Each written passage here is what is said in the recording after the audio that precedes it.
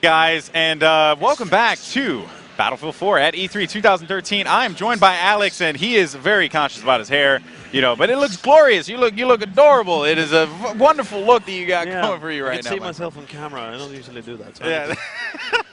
Well, so this is Alex. He is one of the guys who works over at DICE and is one of the game developers for Battlefield 4. Why don't you tell people what you do and what you, I guess, what you do for DICE on a day-to-day basis? So basically, I take care of Battlefield 4's multiplayer. I take care of the team that produces that. Okay. So what do? I try to make sure we're working on the right things and make sure that everything is as it should be on the game Everything itself. works. Yeah. Exactly. And I also understand that you were the hero in the multiplayer review. You were the guy who was piloting the main character that we were following, all the drama, the tension, and the suspense. That was all you. That was me. I have to ask you though, that was definitely a really, really cool, showing of it. How was it being on the stage with all those people watching you, and play Battlefield for I mean, hundreds of people in the audience? Hundreds. I think there was like thousands. Maybe, yeah, probably thousands. Yeah. I mean, I was being very, very generous. You know what I mean? It probably was thousands, but yeah. So tell me a little bit about that. So this was a not simple thing to pull off. We spent quite a lot of time rehearsing this. Okay. Because what we wanted to do with this demo was to try to create a demo that kind of hit on a few new things that we're trying to do with this game. Of course. Sort of highlight them so people can at least go, oh, that's cool, that's cool, that's cool. And typically you won't be able to hit them if you're not doing this kind of rehearsed flow through a multiplayer match, because then you just run around and die, and maybe you don't see the event, maybe you do. So it was a way for us to try to show, okay, so how do we show multiplayer in a new and interesting way? Yeah. So that's what we did. So we did tons of rehearsal. We actually came over last week from Wednesday, and we did like Thursday, Friday, Saturday, Sunday. We started with a small group of people. We added more, so 30, and then we were 64. There were a lot of people on that stage, but it was really cool to see all the people, like go crazy as soon as that camera lifted. Yeah. Everyone was like, "Oh my God, this is happening. This is real." Yeah. So now, as far as just the reception here at the convention floor, we've had lines. I mean, the line is still, guys, the line is like down there, way down there.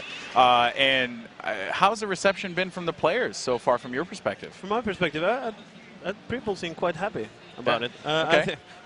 I feel a bit sad for people standing in line and only getting to play 15 minutes. I enjoy this map as much as I've been playing it over, and I still discover, new facets, new ways to kind of use this map for fun.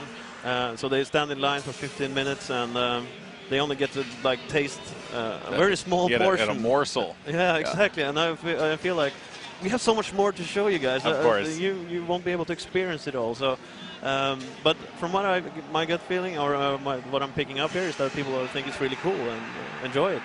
And, hopefully we'll pick up a few new fans as well here. Well, I certainly hope so. Just want to give a huge shout out to the people watching at home. I was told we have like 50,000 people watching us on Twitch TV, as well as Amazon. That is a new thing. We're on the Amazon.com page there for games. Cool. For the E3 coverage. It really is something amazing to be a part of.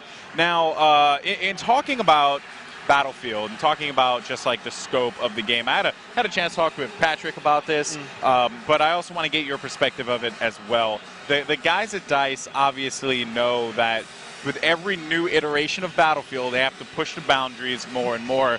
You can't just settle on just re-releasing something. No. I guess what were the planning?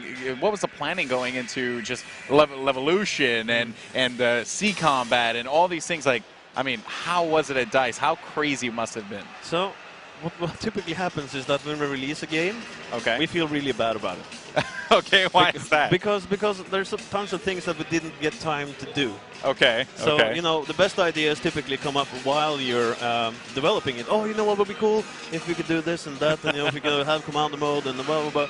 And then suddenly you can't do it, right? Because there's time. So, what we did after BF3 was shipped, we took a look at the game and said, like, okay, what is the main problems with the game? And then we identified a few things that we needed to take care of, and we started, okay, so how do we add features that make sense towards fixing those goals that we set for ourselves. So Yeah. that's kind of how we kind of started the process. And of course, Commander mode has been around. We wanted to do it like for ages. Yeah. So it's not something that we decided not to do. It's just something that finally we had the time to do it. And I think that by bringing it to a tablet as well, really shines through that you can experience it in different ways and stuff. Yeah, and I was pleasantly surprised when I saw that. I didn't even notice it. It was so seamless at the event itself, where you had you had this one individual coming up with the tablet, and they were just like, oh, I'm just going to drop some artillery right there. It was awesome.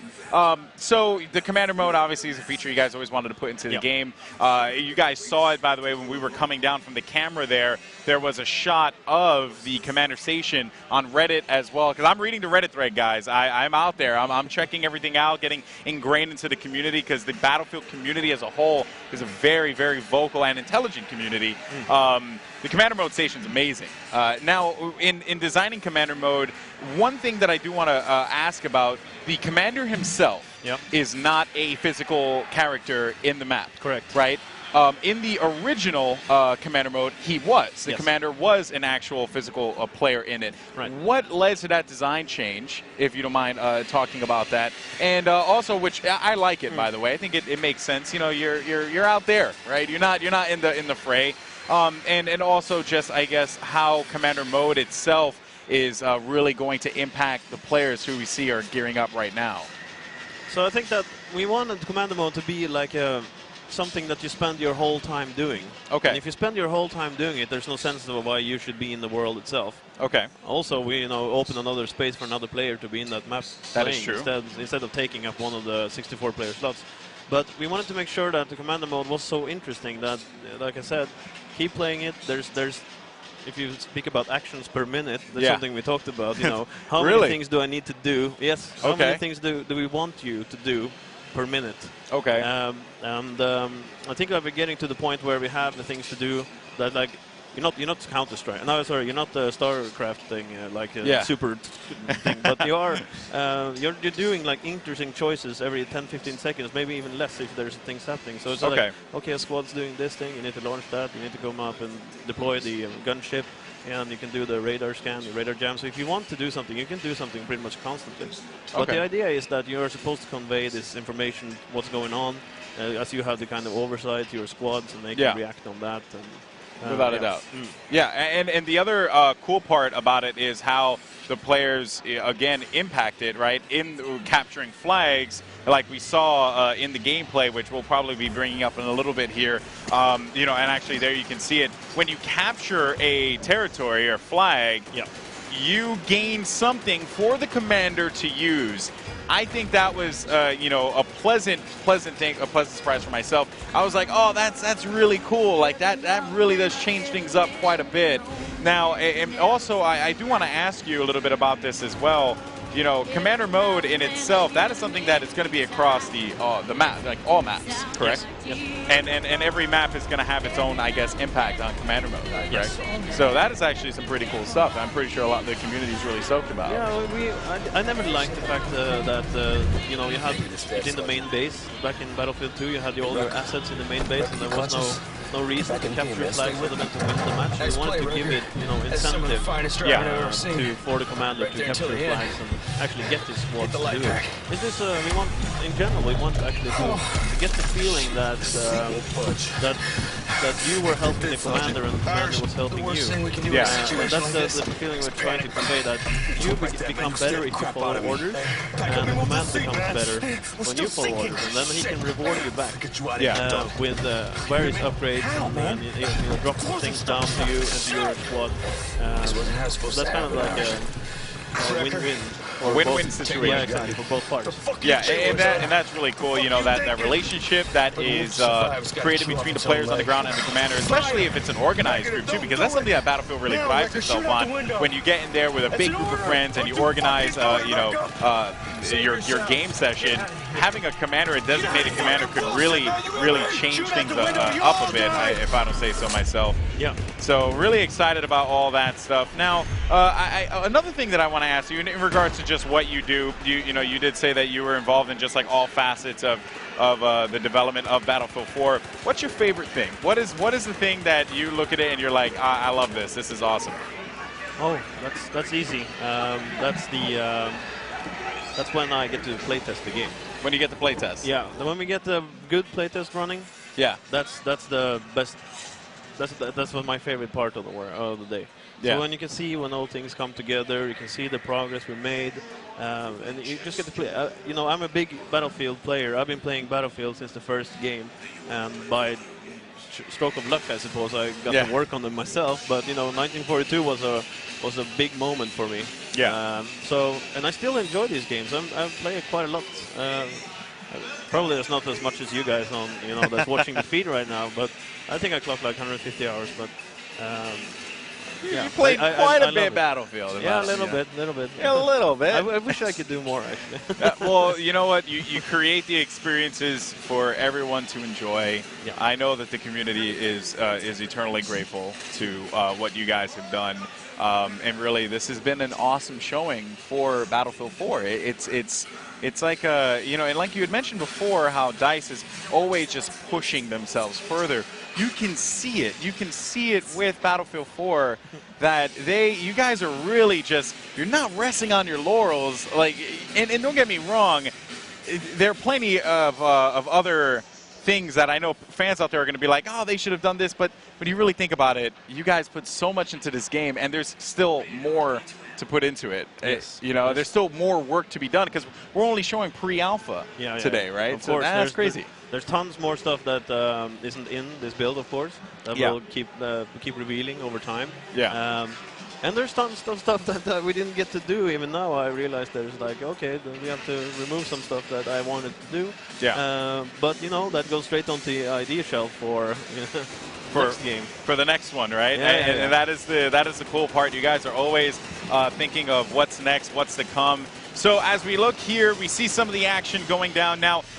When you guys get together for your playtest sessions, how do you guys organize your attack here? Do you guys always go to destroy the skyscraper? Do you try and defend it so that this way you can get the upper ground? What is the idea here for an attacking squad? What do you guys think? I think that the key here is to hold the skyscraper. And the reason I'm saying that is because that you can paradrop into pretty much any base you want from there. So if you get infantry up into the top of the skyscraper, they can pretty much access the whole map, which is a huge tactical advantage in this map.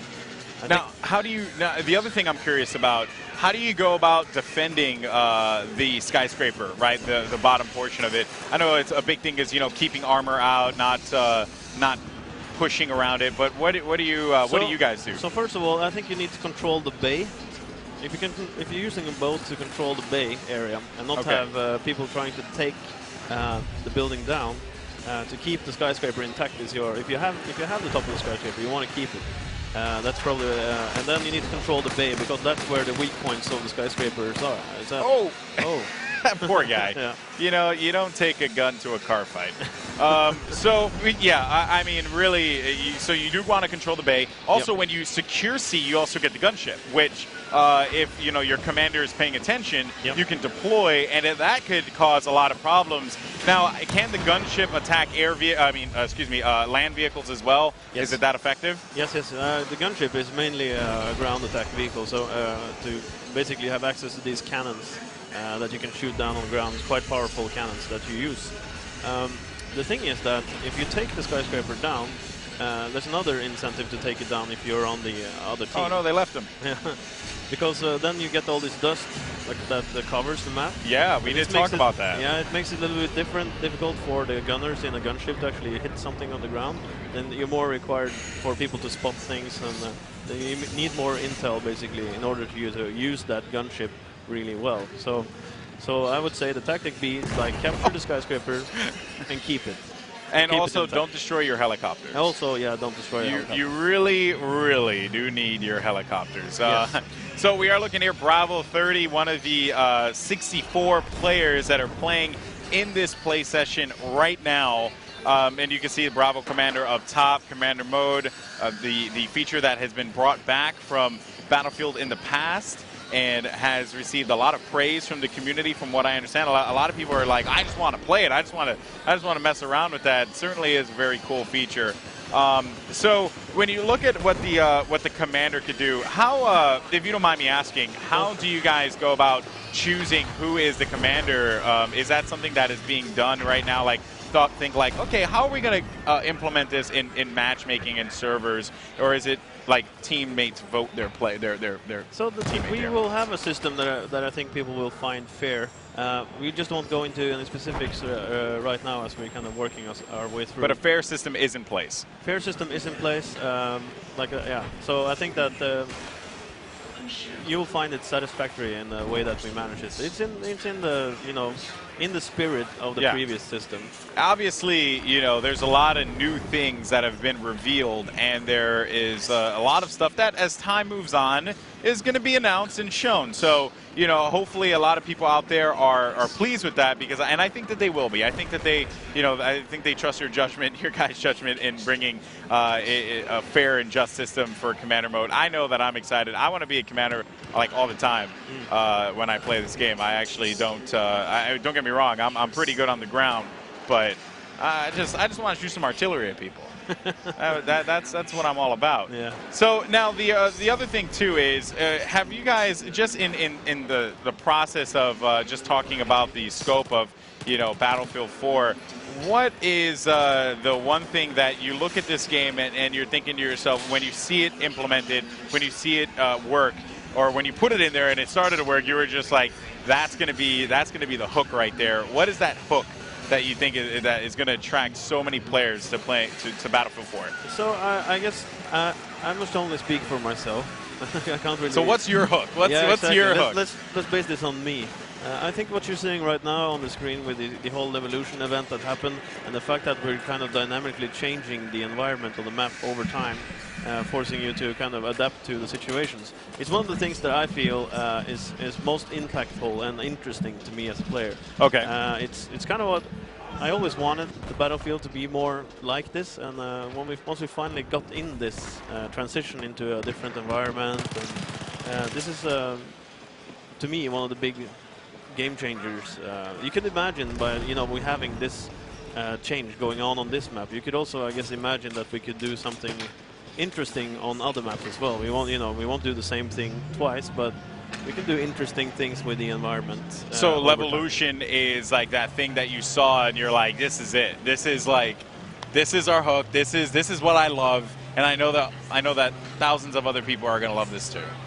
Yeah, one of them, and I would say Levolution isn't a feature per se. It's more like an umbrella term or a design choice that we're trying to tie all the things together in of course. The term Levolution. So it's, but I think the other thing that excites me personally quite well is the fact that we get finally being 64 players on console. Yes. 60 FPS. Yes. These things is a big thing for me. Something that I always were a bit sad that we hadn't before. And now finally we can do it, and then it excites me tremendously. Let's talk about that, because you see, I am, I'm a console player through and through, and I know there are a lot of people that are watching right now that are console players as well. Yep. And they are thinking, oh, I want to get my next-gen console, and look at this, you got to see the Ballards in action right there. That tank cannot cross because of the fact that Ballard is there. I love that. It just really balances things out. Doesn't allow the tanks to have free roam wherever they want to go. You keep on trying, guys, but just get out. Just go and push the button, bro. Yeah, exactly. It's right there. Push the button. And then get sniped. Yeah, right. Yeah, just waiting for someone to jump past. So in looking at the console and bringing 64 players, what were the challenges with that? Were there any challenges, if at all? There's tremendous challenges, both in engine and on content creator side. I don't think this is a good idea. No. I don't know. I don't know, but we left them because we knew where that was going. That was going to go nowhere fast. And all they had to do was just push the button. Exactly. The little things in the game that I think really are awesome. So before we go into the little things, let's talk about this real quick. Let's talk about the next-gen consoles 64 player maps. Was that something that when you saw the PlayStation 4 and the Xbox One, you said we got to do this? This needs to be done. I think that when we first heard about we were going into a new console transition, that was one of the first things that we said. You know what? We must do this. We must go 64 players, and we must go 60 FPS. That's the and since that's that was the goal, basically the mission. we decided that right there. It was just a natural fit, you could say. It's just something that I've always wanted to do, and so now we finally are able to do it. Yeah. And I know that's also been requested by quite a few people out there. That but what this really means for me personally is that finally console players can experience the battlefield that the PC players have done for quite some time. I've been raving about, yeah. Yeah, 60 FPS and so it's super exciting. That's one of the things that I think will make a difference for console players by quite a lot. Now, how, if you don't mind me asking, how in depth are you, or I guess you could say, what are your thoughts on the customization? We saw a lot of cool attachments, me and Corey, when we were messing around with it, like the canted scope, the green laser sight, the regular laser sight as well. Customization, that is certainly something that you guys are definitely embracing. As you did with Battlefield 3, is that, is what we're seeing right now, we're going to see more down the line? Is that like a taste of the treats that we're going to get when we hop into the battlefield? Yeah, absolutely. I think, from top of my head, I don't remember how much pieces of customization you have right now, but there's it's so a lot. It's so much more. There's a lot. We added customizations to sidearms, which I'm quite excited about.